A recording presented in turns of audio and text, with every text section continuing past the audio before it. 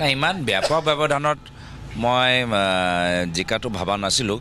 কিন্তু ব্যৱধানৰ সম্পৰ্কেও মই বেছি চিন্তা কৰা নাছিলোঁ যেহেতু মই আগৰ পৰাই কৈ আছিলোঁ যে কিমান ব্যৱধানত আমি জিকিম এইটো গুৰুত্বপূৰ্ণ নহয় ৰাইজৰ জয় হ'ব লাগে আৰু জনসাধাৰণে যে আজি এটা ভয় আছিলে যে পিছত গৈ ইভিএমত কিবা গণ্ডগোল হ'ব নেকি আমি ভোট দিব পাৰিম নে নোৱাৰিম আমাক ৰাতি আমাক পুলিচে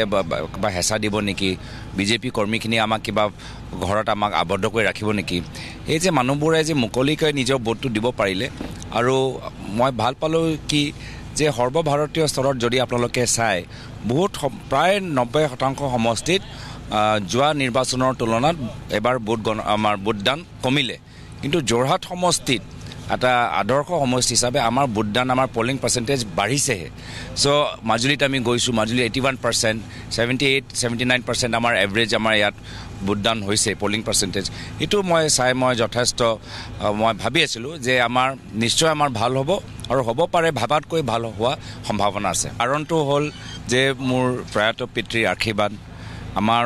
বিজয় কাৰণটো হ'ল জনসাধাৰণৰ মৰম আৰু এতিয়া আমাৰ উদ্দেশ্যটো হ'ল যে ইমান যে আমি মৰম পালোঁ এই মৰমৰ বিনিময়ত আমাক কাম কৰিব লাগিব ৰাইজৰ মৰম সদায় নাথাকে এটা লোকতান্ত্ৰিক প্ৰক্ৰিয়াত ৰাইজে যদি আমাৰ কামখিনি ভাল নাপায় মই যদি আশা মৰ্মে যদি মই কাম নকৰোঁ ভৱিষ্যত ৰাইজৰ আশীৰ্বাদ মই নাপাম তো এতিয়া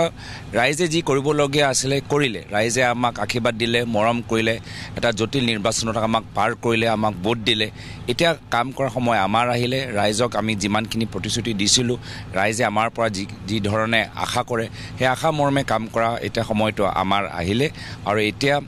ৰাইজক আমাক কামেৰে দেখাই দিব লাগিব যে ৰাইজে যি ভোট দিলে সেই ভোটটো ব্যৰ্থ হোৱা নাই ৰাজহুৱা জীৱনত সামাজিক মাধ্যম য'ত আছে এইবোৰ চব কথা এতিয়া সদায় ৰেকৰ্ড হৈ থাকে খালি আমি আজি ক'লোঁ 10 দিনৰ পিছত যে কোনে এই চব মানুহবোৰে কথাখিনি পাহৰি যাব তেনেকুৱা পৰিস্থিতি নাই আজি সামাজিক মাধ্যমত আমি সেই কোৱা কথাবোৰ আমি সকলোৱে ওলাই আহি চাব পাৰোঁ সেইকাৰণে যিসকল ৰাজহুৱা জীৱনত এনেধৰণে ৰাজনৈতিক মন্তব্য কৰে অলপ সাৱধান হৈ কথাবোৰ কোৱাটো উচিত নহ'লে পিছত গৈ আমি নিজৰে কথাৰ স্পষ্টীকৰণ দিব লাগিব ক'ব লাগিব নহয় নিৰ্বাচন সময়তো জুমলা নিৰ্বাচনৰ সময়তো এনেধৰণৰ কথা কৈ থাকে তেতিয়া কথাৰ গ্ৰহণযোগ্যতাটো কমি যায় আৰু ভৱিষ্যত যিকোনো কথা ক'লে মানুহে ইমান গুৰুত্ব সহকাৰে সেই কথাখিনি নুশুনে সেইকাৰণে আজি ৰাজহুৱা জীৱনত য'ত সামাজিক মাধ্যমত 10 বছৰ আগত কি কথা কোৱা আছে গোটেই কথা আমাৰ ওচৰত ফেক্টছ এণ্ড ফিগাৰ্ছ থাকে তো সেইকাৰণে ৰাজহুৱা জীৱনত মিডিয়া সন্মুখত কথা কোৱাৰ আগত অলপ ভাবিব লাগে ৰাইজৰ জয় আজি নৱপ্ৰজন্মই আজি ভোট দিছে শেষত গৈ জয়টো আজি আমি যে বিজয় আমি হৈছোঁ তাৰ মূল কাৰণটো হৈছে যোৰহাটৰ জনসাধাৰণৰ আমাৰ যোৰহাটবাসী ৰাইজৰ কাৰণে আৰু তেওঁলোকে আজি কাৰ বিৰুদ্ধে ভোট দিছে এই ধৰণৰ অহংকাৰৰ বিৰুদ্ধে ভোট দিছে অভদ্ৰ ব্যৱহাৰৰ বিৰুদ্ধে ভোট দিছে কিছুমান বিজেপি বিধায়কে এইখিনি কথা আগৰ পৰাই ইংগিত দি আছিলে যে বিজেপি যিদৰে প্ৰচাৰ চলাই আছে এই প্ৰচাৰটো বিজেপিকহে ক্ষতি কৰিব এতিয়া বিজেপি নেতৃত্বত যদি নিজৰ বিজেপি কৰ্মীখিনি কথা শুনিলেহেঁতেন যদি তেওঁলোকে নিজৰ উজনি অসমৰ নেতাসকলৰ কথা শুনিলেহেঁতেন